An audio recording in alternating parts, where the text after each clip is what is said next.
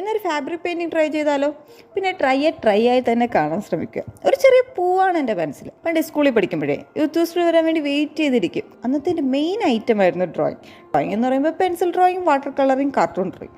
Pencil drawing എനിക്ക് പണ്ടേ പറ്റിയ പരിപാടിയല്ല. കാരണം അവരൊരു ഒബ്ജക്റ്റ് തരും, നമ്മളത് നോക്കി വരയ്ക്കണം. സംഭവം അവർ കണ്ണട തന്നാൽ ഞാനും കണ്ണട തന്നെ വരയ്ക്കും. പക്ഷെ അവർ തന്ന കണ്ണടയും ഞാൻ വരച്ച കണ്ണടയും തമ്മിൽ യാതൊരു ബന്ധവും കാണില്ല. പിന്നെ കാർട്ടൂൺ ഡ്രോയിങ്, അത് പിന്നെ ചിന്തിക്കേണ്ട കാര്യമുള്ളത് കൊണ്ട് അവിടെയും പോയിട്ട് കാര്യമില്ല.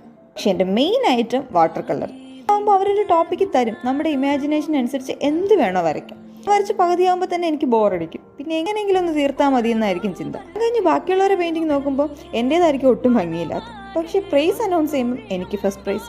1-2 തവണയല്ല, നീണ്ട 5 വർഷം. അതെങ്ങനെയാണെന്ന് എനിക്ക് ഇപ്പോഴും അറിയത്തില്ല. അതെന്താണെന്ന് നിങ്ങൾക്ക് ഇപ്പോൾ ഏകദേശം മനസ്സിലായി കാണുമല്ലോ.